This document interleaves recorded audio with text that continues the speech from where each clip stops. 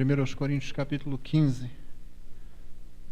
Vamos ler de 20 a 28. Primeira carta de Paulo aos Coríntios, capítulo 15, do verso 20 ao verso 28. Mas, de fato, Cristo ressuscitou dentre os mortos, sendo ele as primícias dos que dormem. Visto que a morte veio por um homem, também por um homem veio a ressurreição dos mortos. Porque assim como em Adão todos morrem, assim também todos serão vivificados em Cristo. Cada um, porém, por sua própria ordem. Cristo as primícias, depois os que são de Cristo na sua vinda. E então virá o fim, quando ele entregar o reino ao Deus e Pai, quando houver destruído todo o principado, bem como toda a potestade e poder. Porque convém que ele reine, até que haja posto todos os inimigos debaixo dos pés. O último inimigo a ser destruído é a morte, porque todas as coisas sujeitou debaixo dos pés. E quando diz que todas as coisas lhe estão sujeitas, certamente exclui aquele que tudo lhe subordinou. Quando, porém, todas as coisas lhe estiverem sujeitas, então o próprio Filho também se sujeitará àquele que todas as coisas lhe sujeitou, para que Deus seja tudo em todos. Amém. Irmãos, acho que todos conhecem a história do patinho feio. Sabe que aquela é uma história sobre adequação. Na verdade, não tem nada de errado com aquele patinho, né? Até porque no final você fica sabendo que ele não é um patinho. E esse era todo o problema, ele estava deslocado. E enquanto ele tenta se encaixar na figura de um patinho, as coisas não funcionam. Ele continua sendo visto como alguma coisa fora do lugar, como alguma coisa estranha, como alguma coisa esquisita. Só mais para o final da história que você percebe que ele é um cisne, né? E então ele encontra ou reencontra a sua família e percebe-se até, segundo o ponto de vista de alguns, que é uma ave muito mais bonita do que os patinhos com quem ele andava. É uma história sobre adequação e sobre percepção também. O que isso tem a ver com o texto que nós lemos? A igreja em Corinto, você já sabe, ela tinha muitas dificuldades. Uma das dificuldades dela era trazer para dentro da igreja aquilo que estava fora da igreja.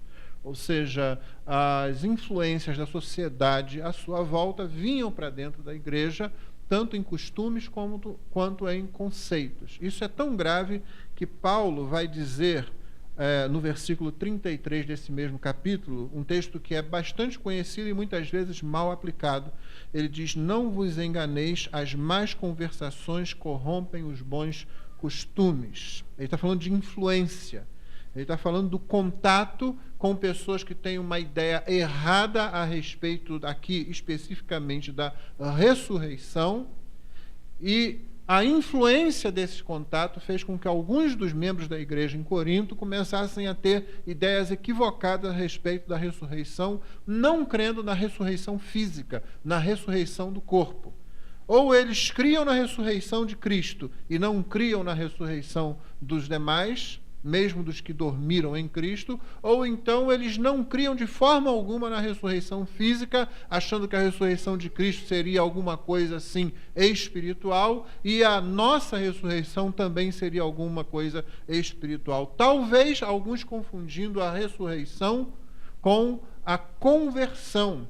De fato, Paulo, em Colossenses, chama a conversão de ressurreição, mas ele não faz uma igualdade entre a salvação, o despertar para a fé, sair daquela condição de morto espiritual para a condição de vivo espiritual. Ele não confunde isso com a ressurreição física, a ressurreição no final dos tempos. Ele distingue bem as duas coisas. Então, de fato, fala assim, ressurreição, porque estávamos mortos em nossos delitos e pecados. Mas ele também deixa claro que existe, no final, uma ressurreição física, uma ressurreição do corpo. Os coríntios haviam sofrido a influência da filosofia e do pensamento à sua volta e trouxeram isso para dentro da igreja, como já haviam trazido outros problemas, como a sua própria divisão, a sua percepção de diferença entre rico e pobre, entre senhor e escravo, e as dificuldades também dos relacionamentos entre homens e mulheres. Haviam trazido isso para dentro da igreja. Paulo os alerta de que eles deveriam estar atentos. Diz, não se enganem. As más conversações, é ficar sob essas influências, isso vai corromper aquilo de bom que vocês receberam da tradição apostólica, minha e dos demais apóstolos. E como é que a gente faz a ligação com o nosso patinho feio ou com o cisne? A questão que Paulo está levantando nesse texto e na qual nós vamos entrar agora é justamente que você e eu, como aqueles irmãos na igreja de Corinto, como quaisquer crentes ao longo da história, em quaisquer lugares, todos nós temos que lidar obrigatoriamente com as coisas que estão à nossa volta. Nós não somos salvos e então sugados do mundo para alguma outra realidade, nós somos salvos e permanecemos no mundo. Assim como Israel era um povo separado e não foi retirado da terra, mas colocado no meio das nações e deveria, até certo ponto, servir de farol para aquelas outras nações. Mas você sabe o que aconteceu com Israel na maior parte da sua história. Israel foi um povo influenciado pelas nações à sua volta. Trocou o Deus verdadeiro por falsos ídolos muitas vezes. E por causa disso, trocou a justiça do Deus verdadeiro pela injustiça que vinha com o afastamento do Deus verdadeiro. Se você se afasta verticalmente do Criador, você se afasta horizontalmente da criatura. E Israel passou por isso várias vezes. Paulo mesmo diz que aquilo que lhes aconteceu, e nós vimos isso nessa própria carta, lá no capítulo 10, lhes aconteceu servindo como uma analogia, uma figura para nós, para a nossa vida cristã. Então, nós somos colocados no meio de um mundo que rejeita o nosso Deus, que tem parte da glória de Deus ainda manifesta, mas no qual também haja queda, com todas as suas consequências e implicações. E nós somos o fruto do outro fator que age neste mundo decaído, que é a redenção. Então nós somos colocados no meio dessa realidade para trazer a glória de Deus para dentro dessa realidade, agora através da fé salvadora. Não a glória que foi deturpada na criação, mas a glória que vem com a nova criação realizada através da morte de Cristo na cruz e da aplicação do Espírito Santo dessas realidades espirituais à nossa vida. Então nós estamos no meio dessa realidade, no meio dessa situação e corremos os mesmos riscos. As influências estão à volta, a contaminação é possível porque nós estamos expostos a essa realidade, como eles também estavam. Mas você sabe que nem todos, tanto na história de Israel como na história da igreja, nem todos sucumbem a essa influência. E não sucumbem não porque sejam fortes, mas porque a palavra de Deus sempre se apresenta para socorrer o povo de Deus e guardá-lo. No Antigo Testamento você tem a palavra profética, no Novo Testamento você tem a palavra apostólica. De um jeito ou de outro, o povo de Deus que é criado a partir da palavra de Deus, ele também é alimentado e sustentado a partir da palavra de Deus. Quando eu e você nos aproximamos dela, então eu e você somos fortificados para resistir às influências com as quais nós teremos que lidar necessariamente. Muitas vezes nós vamos nos sentir como patinhos feios no meio dessa realidade. Imagine os cristãos por quem acabamos de orar, cristãos que sofrem perseguição. Não é só uma questão de uma violência física, há uma violência psicológica também. Os filhos e filhas desses nossos irmãos ouvem acusações contra seus pais. Seu pai é um fraco, seu pai é um traidor. Seu pai não ama o nosso povo. Seu pai é a causa das desgraças que acontecem com essa nossa sociedade, porque ele adora esse Deus estranho, esse Deus ocidental ou oriental, dependendo de onde se esteja. Eles ouvem isso. As crianças ouvem isso. As mulheres ouvem isso. O seu marido é um mentiroso, é um enganador, ele prega essas coisas que servem para controlar o povo. E diversas outras pressões que são colocadas. Você imagina isso? Você não gosta quando alguém fala alguma coisa a respeito de um familiar seu? Quando alguém fala do seu filho, da sua filha, alguma coisa do seu cônjuge? Você não gosta disso? Uma acusação qualquer? Mesmo quando é verdade, você prefere não ouvir isso da boca de uma terceira pessoa. Agora imagine por causa da fé, irmãos nossos ouvem isso muitas vezes, isso é colocado para eles e eles são pressionados por isso. Você é feio, você não se encaixa. E uma das formas como alguns de nós acabam lidando com essa realidade é nos tornando coniventes com as influências que vêm de fora. Então nós descansamos. Afinal de contas, nós temos que viver também nessa realidade. Mesmo um irmão perseguido, mesmo um irmão que sofre pressão por causa da sua fé, mesmo nessa situação ele ainda tem que alimentar sua família, vestir sua família, abrigar sua família.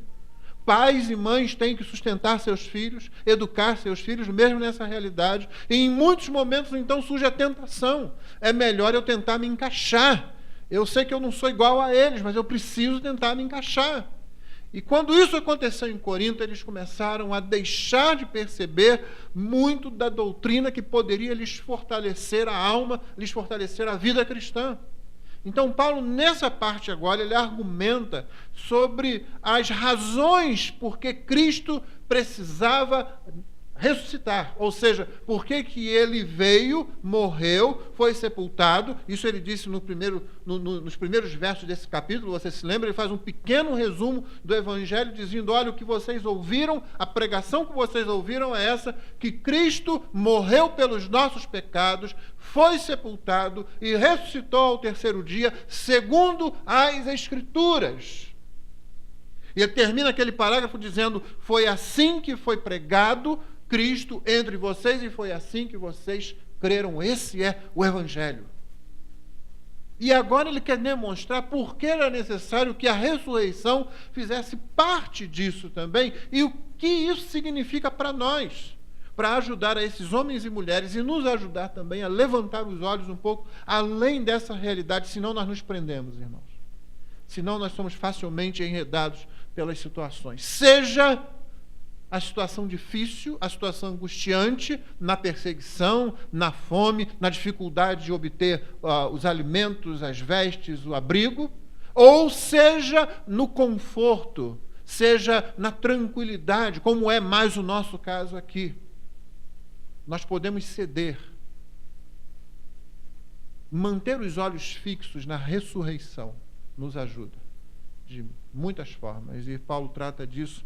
Basicamente, ele vai colocar dois argumentos. Um tem a ver com o início, com o planejamento original da vinda de Cristo, outro tem a ver com o final, com a consumação, de por que Cristo veio, o que ele está finalmente realizando. Então, por isso, você viu aí o verso 20, nós tratamos no domingo passado. De fato, Cristo ressuscitou. Ele vinha argumentando contra uma série de pensamentos e raciocínio dos coríntios, de Cristo não pode ter ressuscitado, porque afinal de contas o morto não ressuscita. E Paulo tem que argumentar que Cristo ressuscita, e se mortos não ressuscitam, então Cristo também não ressuscitou. É vã a fé, é vã a pregação, não há esperança, somos mentirosos que pregamos o Evangelho, e aqueles que tentam viver a vida cristã são dignos de pena, os mais dignos de pena de todo mundo. E aí, como se já não aguentasse mais isso, ele explode numa afirmação confiante e vitoriosa. Mas, de fato, Cristo ressuscitou dentre os mortos.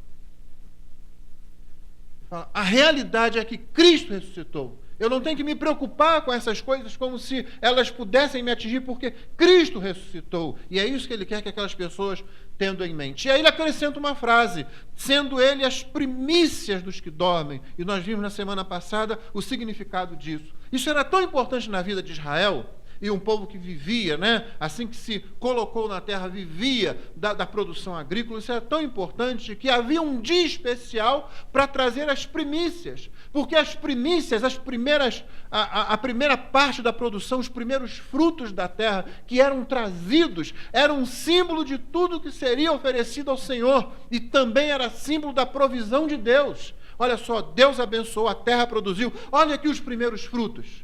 Isso é a garantia do que virá depois. Então, quando Paulo utiliza essa linguagem aqui, e em Corinto havia muitos judeus, e os não-judeus já conheciam bastante desse vocabulário, porque haviam sido instruídos, tanto na sinagoga, os tementes a Deus, antes do Evangelho chegar, como depois pelo próprio trabalho de Paulo e dos demais, após o Evangelho ter chegado. Então eles estavam cientes do que isso significava. Além disso, basicamente todos eles viviam dentro da mesma realidade de agricultura, dependendo da produção. E todo mundo sabia o que era ficar naquela expectativa, no final do tempo da produção, quando chegava a época da cega, da ceifa, chegar lá e olhar e ver que as primícias, os primeiros frutos estavam lá, eram bons, eram promissores. Olhava aquilo e dizia, olha, vamos ter uma grande colheita. Nossa sobrevivência está garantida. E com a sobrevivência vem alegria também. Vai haver festa, porque nós tivemos uma boa produção. Como que sabe disso? Olha os primeiros frutos. Então Paulo diz aqui, Cristo é Ele, as primícias dos que dormem, a garantia. E Cristo ressurreto, aquele que você olha e você vê nele glória e você vê nele perfeição, é um sinal de como serão aqueles que o seguirão. Os demais, nós. Ele, as primícias, nós depois. Mas aquele lá é o padrão. Então você já sabe o que vem pela frente. Você entendeu? Se você vivesse no campo e dependesse disso, isso iria ainda mais profundo no seu coração.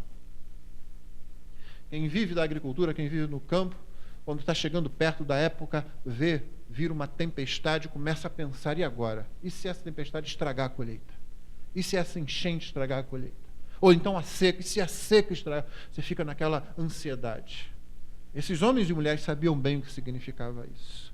Cristo, Ele mesmo, sendo as primícias, a garantia e a mostra da qualidade do que vem a seguir, as primícias dos que dormem. E aí Paulo começa a argumentar logicamente a respeito de por que Cristo é o primeiro da ressurreição dos mortos e como que ele ocupa essa posição. Ele diz, visto que a morte veio por um homem, também por um homem veio a ressurreição dos mortos. A morte entrou através de um homem, um representante. Você sabe que Adão ocupou um lugar singular na história. Ele não é somente o primeiro ser humano criado, ele é o representante de todos os seres humanos. É a ele que são dadas as ordens, os mandamentos de Deus, os comandos de Deus da criação, o pacto criacional, nas suas três características, você se lembra? Né? Você tem o pacto relacionado à vida espiritual, simbolizado no sábado. Você tem o pacto relacionado à vida social, simbolizado no casamento. Você tem o pacto simbolizado à vida de produção, à vida de desenvolvimento cultural, simbolizado no jardim e no cuidado que se tem que ter com o jardim. Foram ordens que Deus deu. Cuida desse jardim, você está aqui para guardar e para cultivar esse jardim. Traz a mulher a Adão e diz, agora vocês serão dois numa só carne e vocês vão se multiplicar, encher a terra, vocês vão fazer isso crescer e desenvolver isso. E ele diz, no sétimo dia, ele descansa, e aquele dia é o modelo para o qual o ser humano deve atentar, de tempo que é separado para o Criador e para o próximo. Então, esses três aspectos, os três mandatos da criação, o cultural, o social, o espiritual, estão ali. Adão é representante, ele recebe tudo isso. E recebe também a ordem com relação à árvore do conhecimento do bem e do mal. E o que ele fizer vai ter consequências para a sua posteridade. Foi Deus que estabeleceu assim. Não foi uma ideia nossa, não. Deus achou que essa é uma boa ideia. Deus pegou aquele homem, não é um homem qualquer, não é um pecador, ele é criado santo. E você sabe que Adão é santo, porque quando Deus olha para a criação, ele diz o quê? É muito bom. Não houver santidade ali, naquilo que saiu das mãos dele, ele não diria isso. Deus aprova a criação porque ela reflete a sua glória, reflete a sua personalidade e reflete a sua santidade também. Então, Adão é o primeiro representante. Só que por ele, Paulo já adianta, veio a morte. Então, Paulo está dizendo o seguinte, olha, o problema foi trazido por esse meio. Então, esse meio é o melhor meio também de resolver o problema. Por um homem entra a morte, então por um homem a morte tem fim. Por um homem vem a morte, por um outro homem vem a ressurreição e a vida.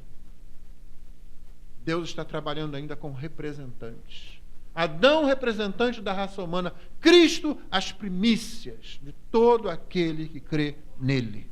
De todo aquele que está em Cristo, como ele vai dizer no versículo 23. Então é assim que ele coloca o assunto primeiro. Visto que a morte veio por um homem, também por um homem veio a ressurreição dos mortos. E aí ele explica mais, como eu já coloquei para você. Porque assim como em Adão todos morrem, assim também todos serão vivificados em Cristo. Então, a raça humana está representada em Adão, a raça daqueles que são vivificados está representada em Cristo. O que Adão faz tem consequências para muitos, o que Cristo faz tem consequências para muitos também. Você vai ver que há algumas diferenças com relação a isso, mas Paulo já estabeleceu isso. Então, o plano original, inicial, já vislumbra a ressurreição. Esse é o primeiro argumento dele.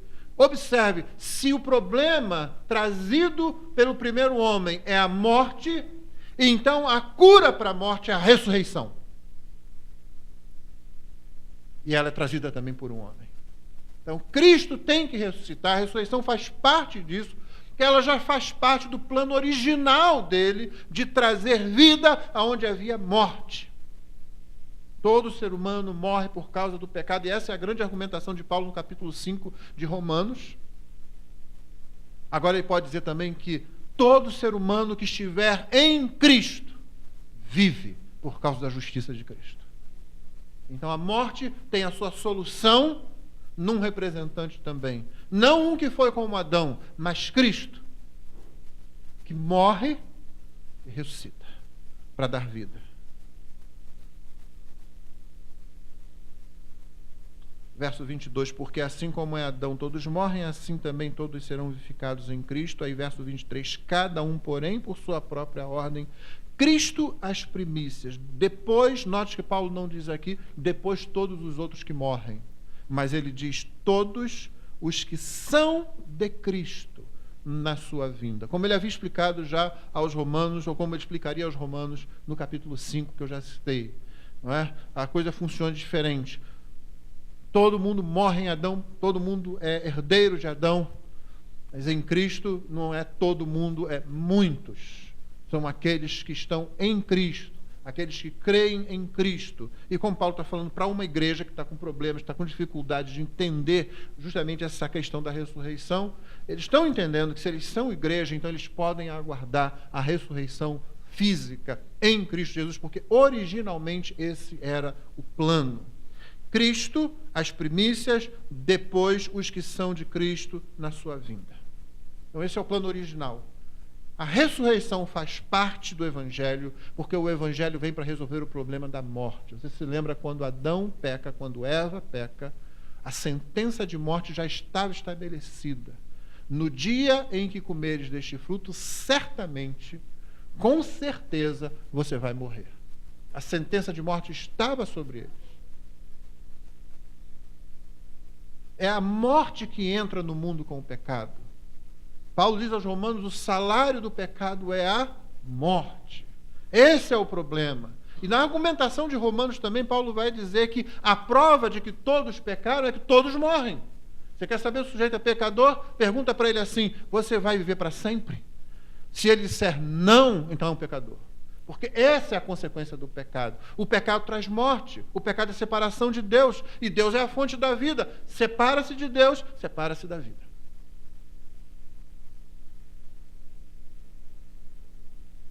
Não vamos nem mencionar a morte nos seus 3 aspectos, né? O aspecto do homem morto, ainda que vivo, ele está morto para Deus, morto espiritualmente, nesse sentido. O aspecto físico, a morte que nos atinge, né? Começa já a nos atingir desde o momento em que nós nascemos.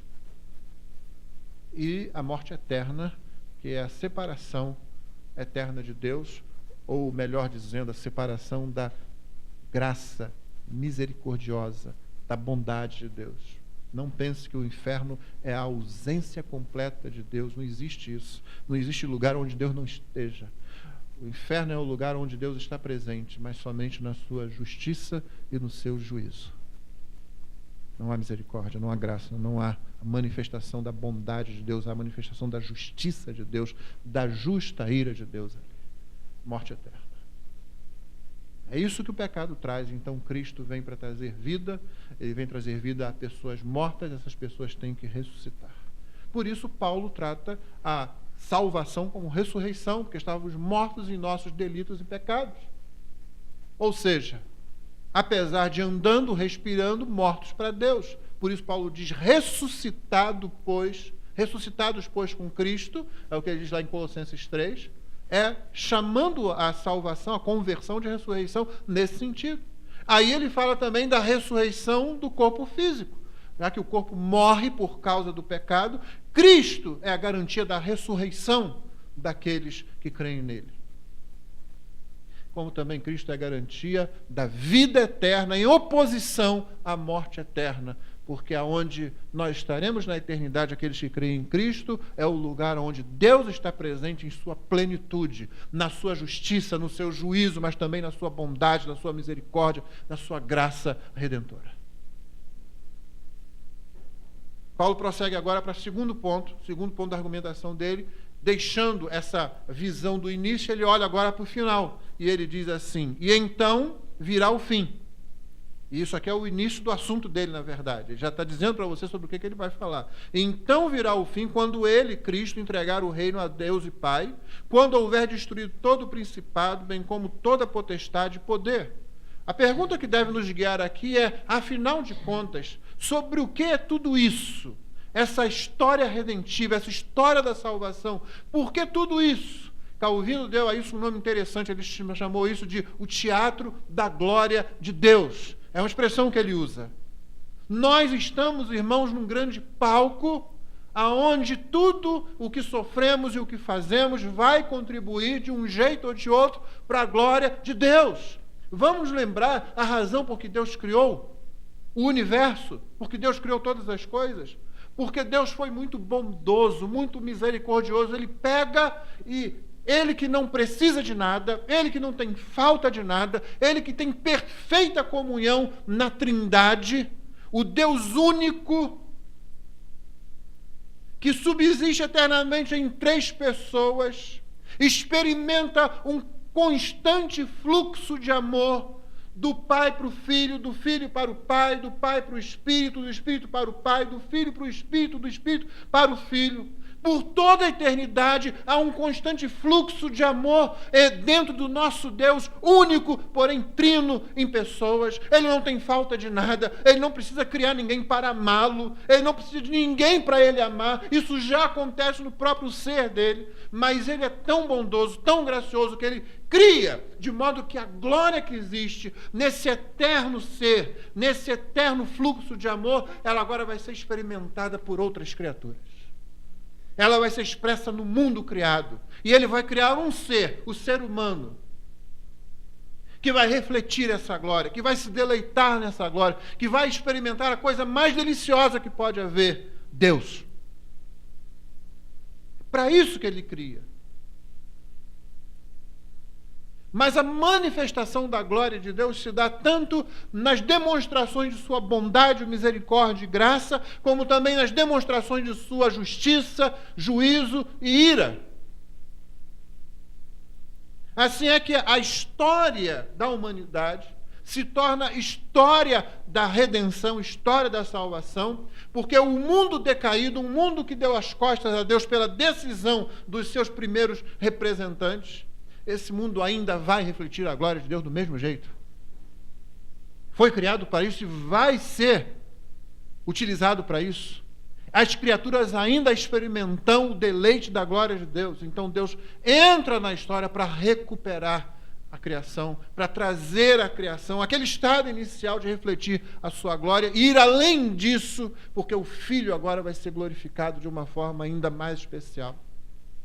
Você já imaginou que o pecado, contrário a Deus, não causado por Deus, não influenciado por Deus, ainda assim o pecado acaba colaborando para a glória do Filho, no sentido de que o Filho adota a natureza da criatura, ele faz uma coisa que é uma imensa expressão de amor. Assim como Deus Trino cria por amor, para que nós experimentemos e nos deleitemos na sua glória, assim também o Filho decide encarnar, tomar sobre si natureza humana por amor. E uma coisa que a gente precisa lembrar, ele nunca, nunca, nunca mais deixará de ser homem. Por toda a eternidade, por causa de amar a mim e a você, o Filho tomou sobre si natureza humana, inclusive corpo físico, concreto, humano. Ele nunca mais vai deixar de ser assim. É uma prova eterna do amor dele, é uma garantia da eternidade. Alguns anos atrás, eu estava no seminário, então há muitos anos atrás, um professor falou de alguém que começou a levantar uma tese dizendo: se lá, depois de 1 trilhão de anos no paraíso, Deus resolveu dizer assim: eu vou acabar com tudo isso, jogar esse pessoal todo no inferno, eu vou simplesmente aniquilar todo mundo. Essa é uma das maiores blasfêmias. O Filho, se não bastasse a garantia da palavra de Deus eterno, o Filho tomou sobre si natureza humana, se uniu perpetuamente a essa natureza por causa do seu amor por nós. É a garantia de que Deus não vai parar. Nós não vamos deixar de usufruir da sua bondade, da sua graça, do deleite da sua majestade, da sua santidade. Nós estamos tentando responder aquela pergunta, afinal de contas, então, por que tudo isso aqui? Toda essa história, desse jeito? Então estamos vendo a glória de Deus ser manifesta da forma mais intensa possível, para nosso benefício, para nossa alegria, para nosso prazer.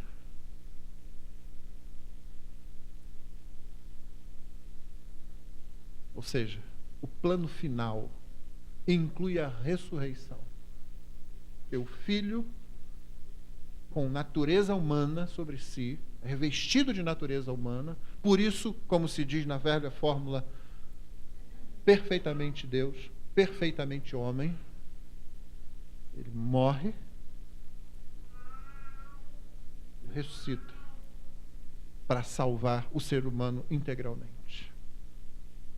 Tudo isso que ele faz agora é o seu reino sendo executado à medida que os inimigos vão sendo derrubados um a um. A ressurreição é apontada no final disso. Ele já ressuscitou porque é as primícias, não é? Como se diz.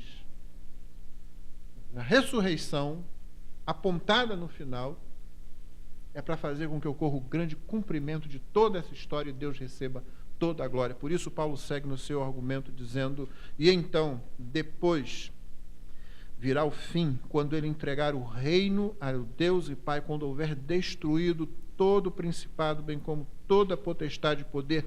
Cada uma dessas coisas, irmãos, é uma demonstração da glória de Deus, destruindo todo o poder que se opõe a ele. Agora, não tenha ideia errada, vamos ter a ideia correta disso. Não se trata de alguém com algum tipo de pinima, com algum tipo de capricho, dizendo: não, eu sou mais forte, eu sou mais poderoso, eu vou mostrar para esse pessoal o que eles estão pensando. E que não é disso, não. É porque todo inimigo de Deus se opõe à manifestação da glória de Deus, então se opõe ao seu bem. Ao seu bem, meu irmão, ao meu bem.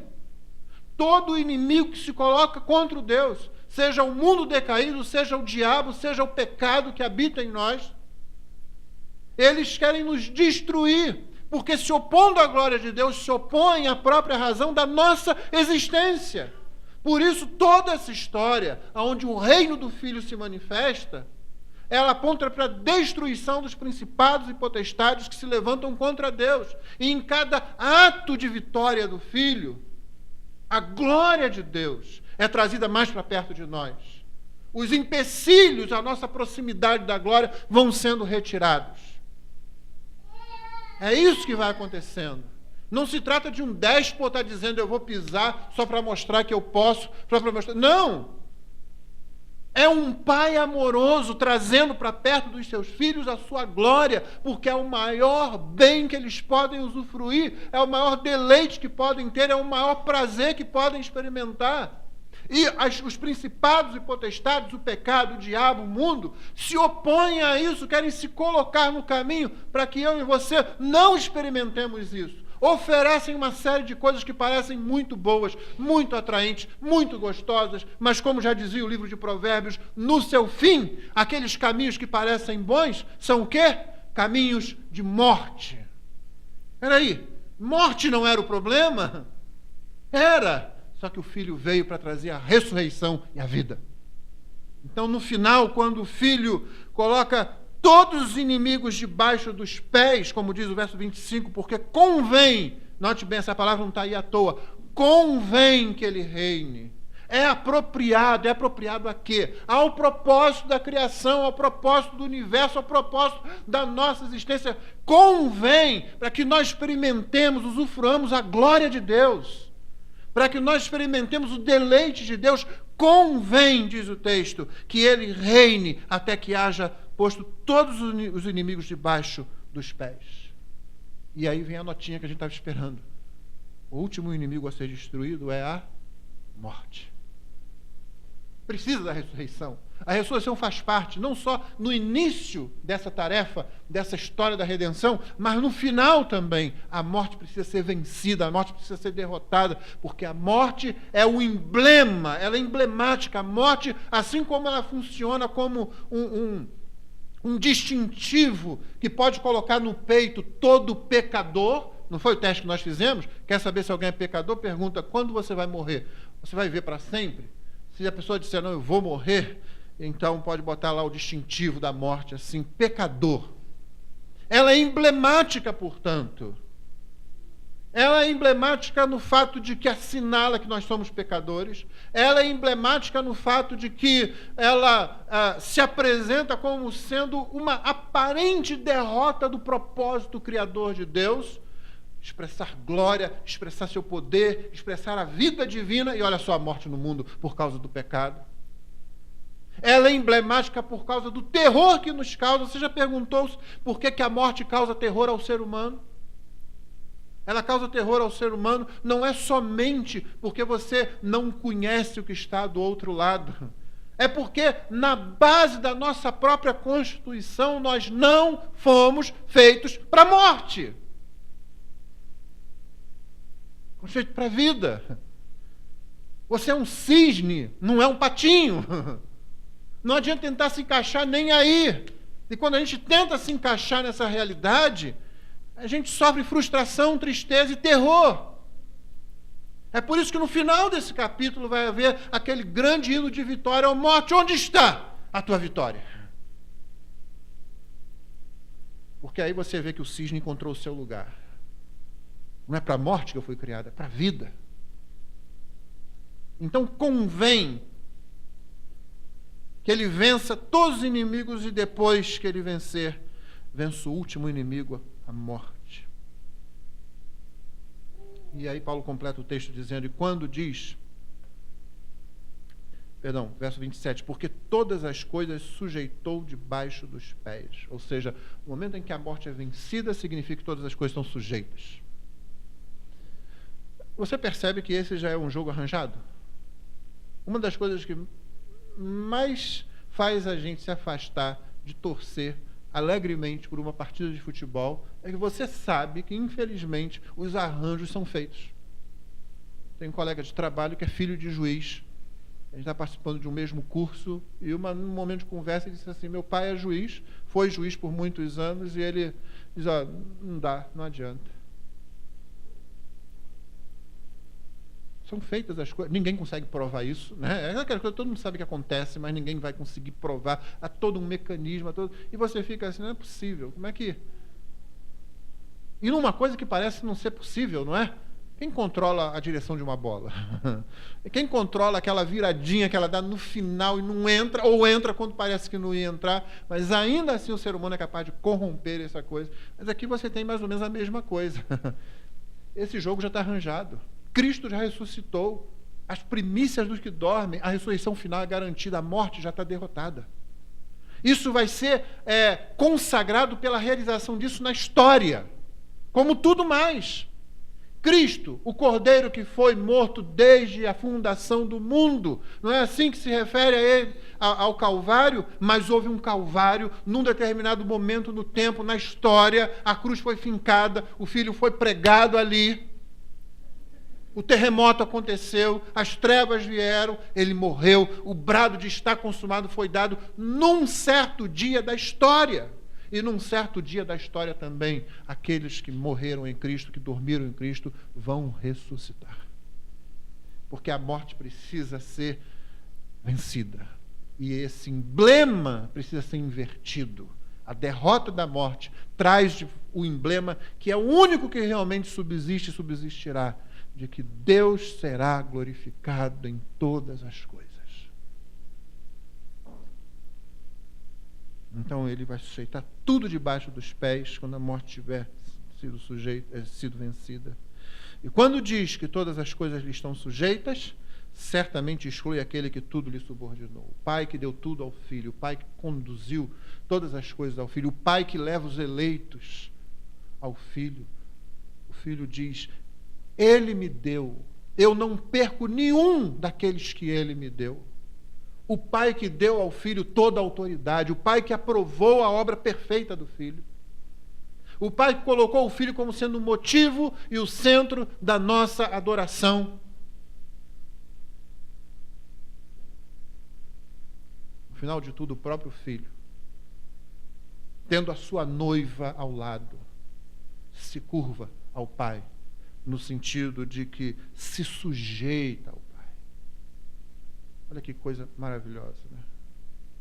Enquanto a gente perde tempo aqui achando, então Cristo é inferior, e aquela discussão tola que desde os primórdios do cristianismo tem tomado conta, quando você percebe que desde a eternidade passada, Cristo voluntariamente se oferece, aceita com grande prazer a demanda que o Pai coloca diante dele, tem prazer em dizer, eu imito o meu Pai.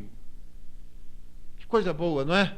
Eu imito o meu Pai. Eu estava ouvindo uma pregação ontem, onde o pregador dizia, fez referência a um momento nas Olimpíadas antigas, quando aquela ginasta, talvez a maior ginasta de todos os tempos, Nadia Comaneci, ela estava fazendo certos exercícios, então uma outra jovem, bem mais jovem, estava fazendo os exercícios, imitando o que ela fazia, né? E os giros que ela dava, a outra dava, até que no final ela salta, a grande ginasta solta as barras e cai no chão, e a outra também cai, do mesmo jeito.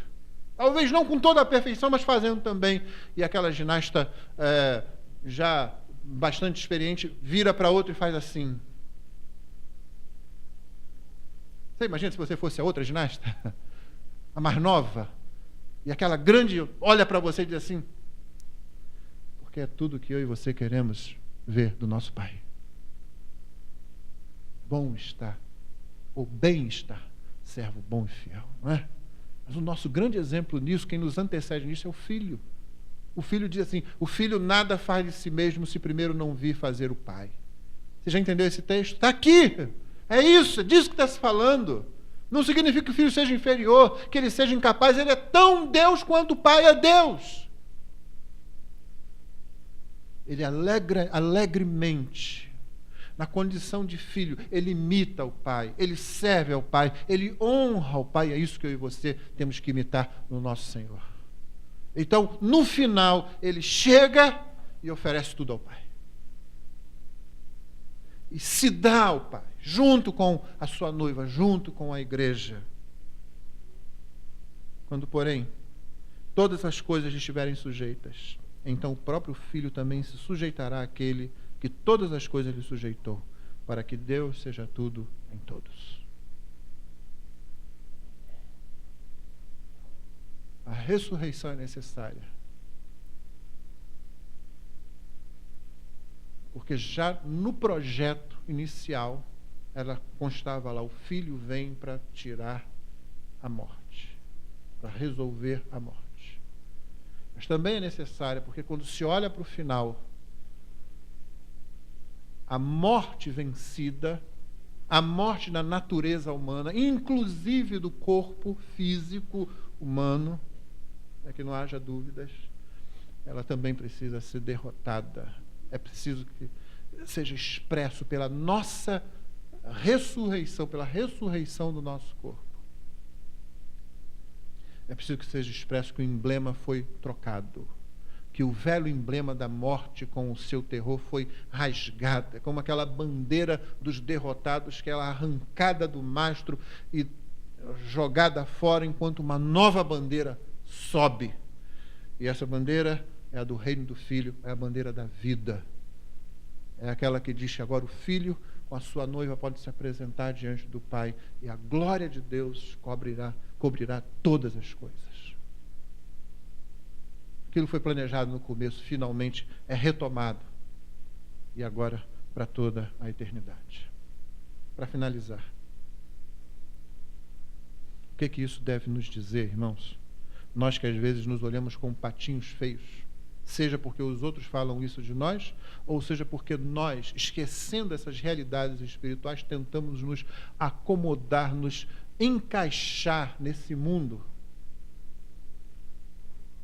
Quando você lembra que toda a história da redenção, do começo ao fim, tem um grito de vitória, um hino de vida, aí você percebe que isso que acontece aqui ainda não é aquilo para o que nós fomos criados. Ainda existe morte aqui. E ela continua rondando tudo o que a gente faz, não é? Toda a saúde pode ir embora num piscar de olhos. Todo o bem-estar pode desaparecer com um telefonema e uma notícia que você ouve. Não fomos criados para isso. Por isso aguardamos novos céus e novas terras nos quais habita a justiça, como diz Pedro. Quando a gente olha para isso, a gente consegue enxergar então a realidade aqui melhor. A gente fica livre das influências que a sociedade traz à nossa volta. A gente fica livre dos arremedos de vida que querem nos apresentar, que querem nos seduzir, que querem nos distrair de que o grande alvo da história é que Deus seja tudo em todos, é que a sua glória se manifeste de uma forma que esse mundo decaído nunca vai poder demonstrar, mas esse mundo recuperado, esse mundo atingido pela ressurreição, vai poder demonstrar. É para isso que nós caminhamos, é isso que nós queremos, é isso que você deve alimentar. Então, irmãos, nós estamos nesse mundo, usamos desse mundo, vivemos nesse mundo, nos sustentamos em certo grau a partir desse mundo, mas nós não podemos deixar que esse mundo defina realmente o propósito da nossa existência.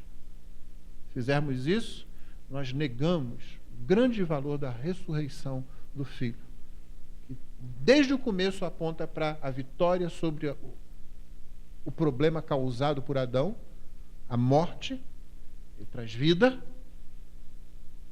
e aponta para o final, para o propósito maior, de que Deus seja glorificado em todas as coisas, no dizer de Paulo, ele seja tudo em todos.